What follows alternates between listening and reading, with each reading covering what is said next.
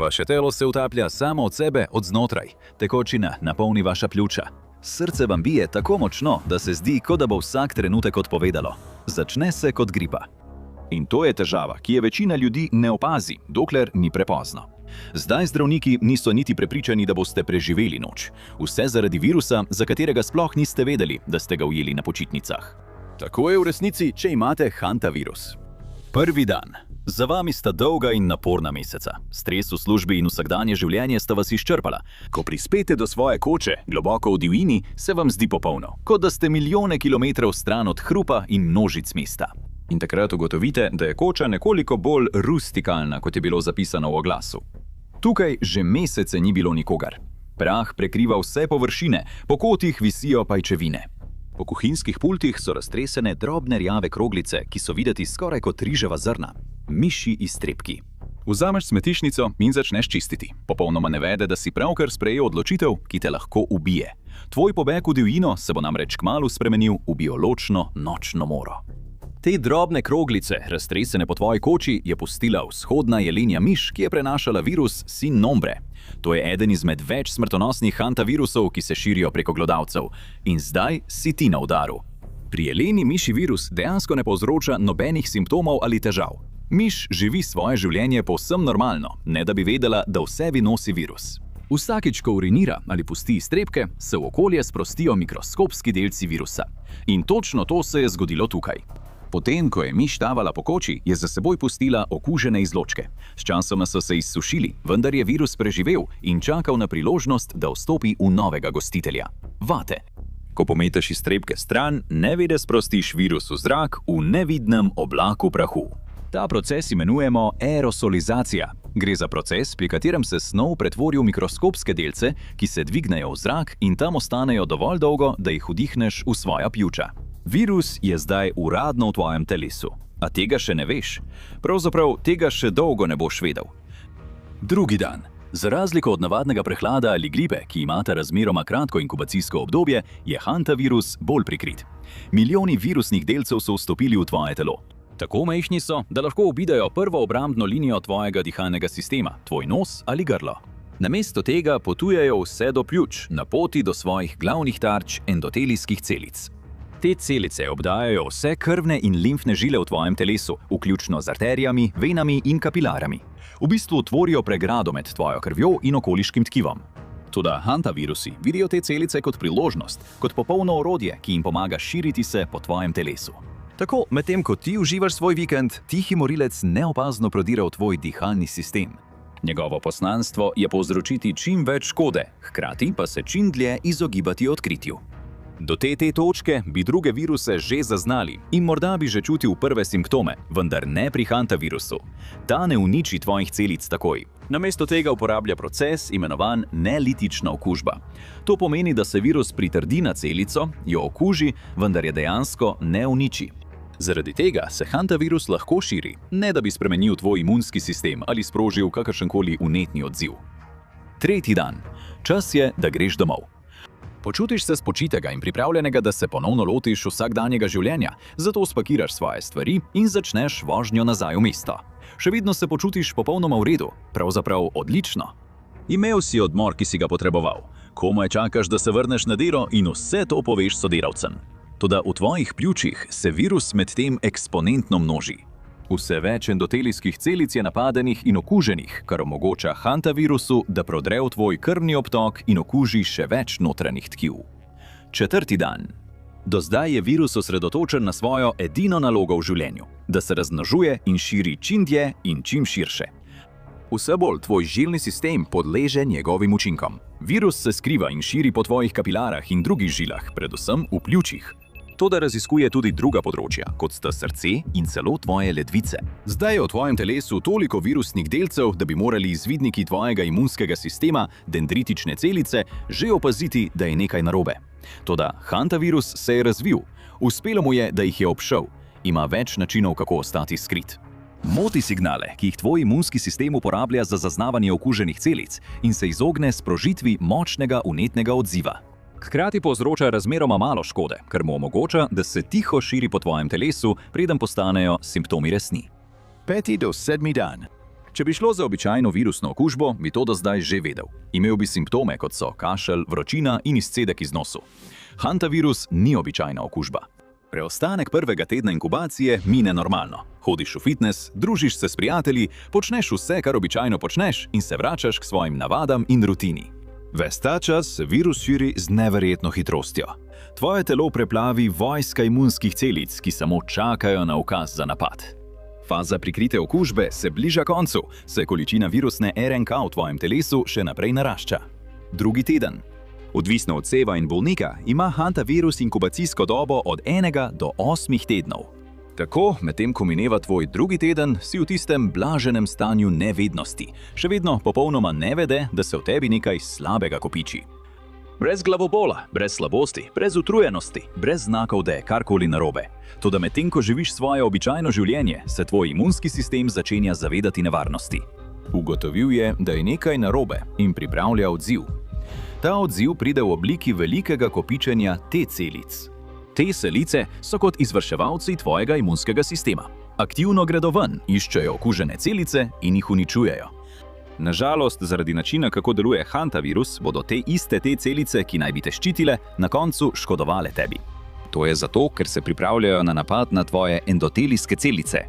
Do konca tedna je virusna obremenitev v tvojem telesu ogromna.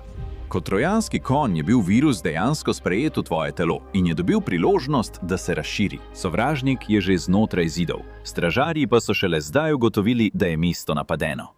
Počasi začne raven citokinov v tvoji krvi naraščati. Citokini so beljakovine, ki služijo kot prenašalci sporočil za imunski sistem in dejansko tvorijo komunikacijsko mrežo, ki usklajuje obrambo telesa. Citokini bodo T-celicam izdali ukaz za napad in v tvojem telesu bo izbruhnil pravi pekel. To je ogromen sod smodnika, ki čaka na iskro, da vse skupaj vname. 15. dan. Zbudiš se z občutkom, da nekaj ni v redu.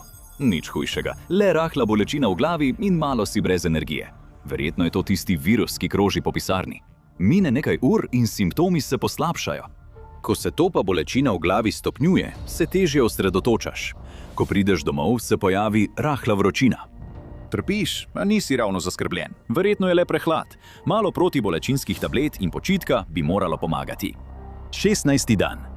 Po naporni noči se zbudiš in se počutiš še slabše. Vročina ni več blaga. Tvoje telo se trese in poti hkrati, ko se začneš boriti s simptomi. A zdaj te ne skrbi več samo vročina in glavobol, ampak tudi mišične bolečine. Mišične bolečine, globoka, intenzivna bolečina, ki utripa po celem telesu. Tvoje ramena, noge, boki in celo spodnji del hrbta vsi občutijo pekočino. 17. dan. Postaja huje. Tvoj glavobol je zdaj migrena. Tisti nejasen občutek utrujenosti je zdaj izrazita oslabelost. Si utrujen, vročičen in vse te boli. Odločiš se, da nočeš več trpeti sam in obiščeš svojega zdravnika. Povej ti točno to, kar si ves čas mislil. Najverjetneje gre samo za hud primer gripe. Vse, kar potrebuješ, je, da ostaneš hidriran, se samoizoliraš, da ne širiš okužbe na druge, vzameš nekaj protibolečinskih tablet in si privoščiš veliko počitka. 18. dan. Mislil si, da so tvoji simptomi že najhujši. Motil si se. Virus se v tvojem telesu še naprej širi. Tvoje T-celice divje napadajo lastno endotelijsko tkivo. Učinke tega notranjega boja občutiš na nov, temačen način. Ostre, prebadajoče bolečine ti preplavijo trebuh. Kasneje tisti dan se tvoj prebavni sistem upre. Začnejo se napadi slabosti, bruhanja in driske. Večino dneva si prisiljen preživeti sključen na stranišču in moliš, da boš to preživel. Dan 19. Hrane ne moraš več zadržati v sebi, izgubljaš težo. Bolečine v mišicah se stopnjujejo in že nekaj tako preprostega, kot je hoja v kuhinjo, da si natočiš pijačo, te popolnoma izčrpa. A to je šele začetek, zdaj bo postalo še veliko huje. 20. dan, kar si preživljal zadnji teden, je bila šele prva faza okužbe. Pri večini bolnikov se v 4 do 10 dneh po pojavu prvih simptomov začne druga faza, ki naredi prvo fazo videti kot ogrevanje. Po 20 dneh vdihavanja virusnih delcev se zbudiš in takoj začutiš, da se je nekaj spremenilo.